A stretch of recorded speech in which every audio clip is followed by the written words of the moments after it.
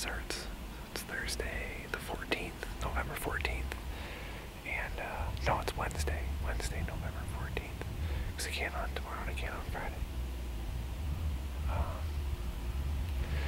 But it is what it is. I've been striking out a lot here lately. So today is a south wind.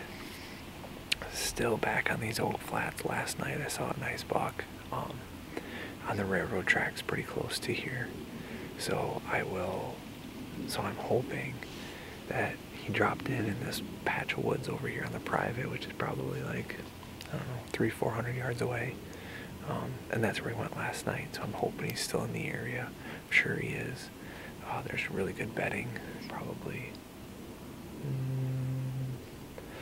100 to 200 yards out in front of me, like that 100-yard stretch. There's a bunch of big brush, tons of stuff. Got egg fields off to my left, swamp off to my right, this nice little oak island.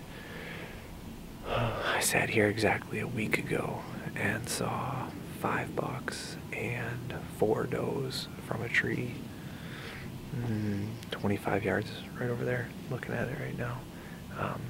But I had a northwest wind, so my wind was blowing this way.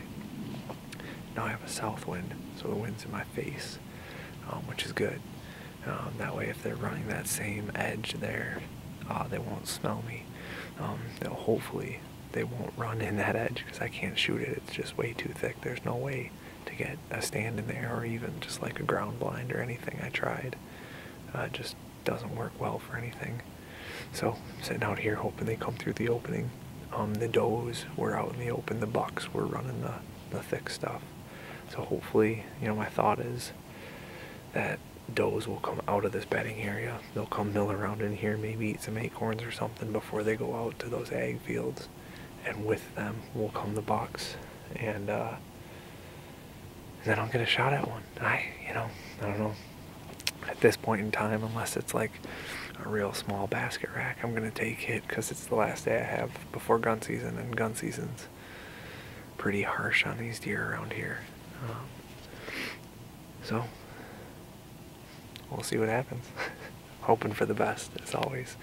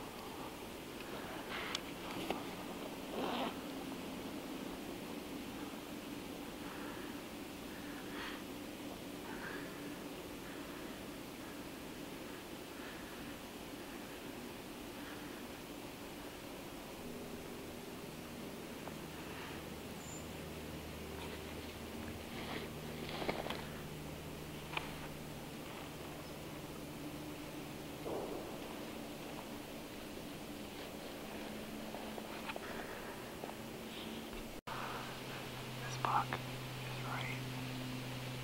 He's like right there. And he's literally just sitting there taking a nap. He is a giant. He's got 2 drop tines. He's a mainframe 10. Drop tine on his right is probably 4 or 5 inches. Drop tine on his left is probably 1 or 2. And then he's got a 6th point on the right side. So what is that? Like a 14 point? On public land too. God.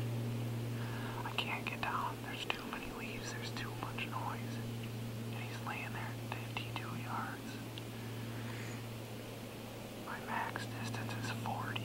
And as you can see, there's a ton of brush in the way. Don't know what to do. I'm just gonna wait it out as of right now. And maybe I can get him to get up in a little bit.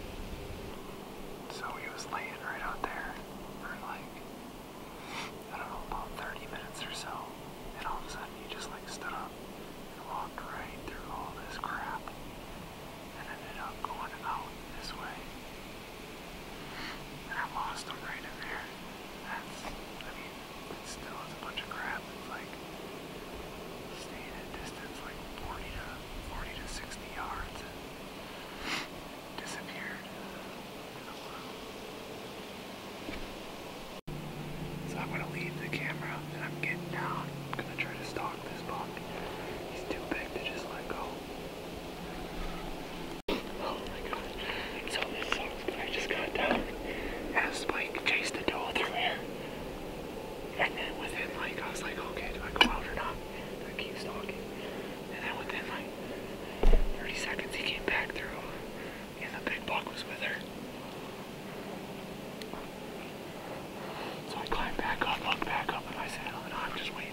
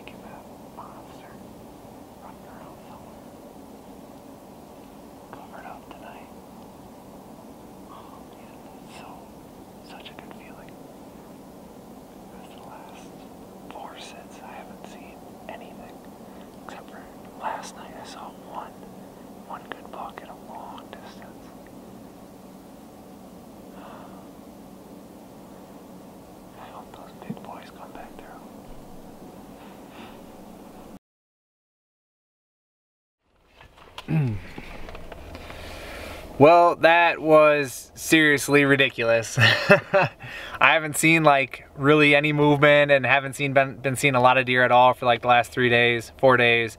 And then I sit there tonight and that big bruiser came in at like 3 o'clock and he bedded down and then didn't leave until like 3:45. I couldn't get him to come in. He just like went east and that was that. Like, and I apologize I didn't get him walking out of there because I was so focused on, okay, he's gonna get up and come this way and I just gotta shoot him. Haven't been having a lot of success lately, so I was more worried about killing him than about the video. But all of a sudden he just got up and like kind of walked a little towards me, but more easterly, more left and right, and went into that brush, and I just caught him walking in there. So with a good wind and a lot of noise, like I was like, hey, maybe I can get down and stalk him. Got down, and then this doe from right where that buck was bedded just came burning out with a spike chasing her. So I was like, oh man, what do I do now? And then by the time I thought about it, they came back around like a beagle does for rabbits, and here comes the doe again, but this time that big buck was with them. So I was like, oh man, I just gotta get back up in my stand and I'll probably be able to shoot them on the next time around. So I hauled up my tree, got in my stand, got my bow ready and everything, and then they never came back around. I just, man. So then I was like, well, maybe I can, so I waited like 10-15 minutes and they never came. So I was like, well, maybe I can stalk out to that field. It's a big grass field, like probably 80-90 yards to my east, which is where that buck was headed, the doe and that spike. We're all headed out into that grass field. So like maybe I can head out there and try to see if I can get a shot at them. So I was just about to do that, and then 4 does came out of the bedding area that I was like hunting outside of. And they came right at me, came within 15 yards, and then they just actually, I couldn't move at all because they got downwind of me and they couldn't smell me necessarily, but well, I'm sure they could smell me actually. They just didn't know what I was. I sprayed up, I used this stuff called nose jammer. When I knew they were gonna be downwind of me, I just hit it real quick, and it kind of, I don't know what it does really, but it does like make them not think you're human. It smells like vanilla, to be honest. Like that's what it smells like, but apparently it works really well. Because clearly, I mean, they didn't bust me. They actually just started feeding within 50 to 100 yards of me, downwind of me. So I had 4 does back behind me, and then I had 2 more come through at like 70-80 yards off to my left as well.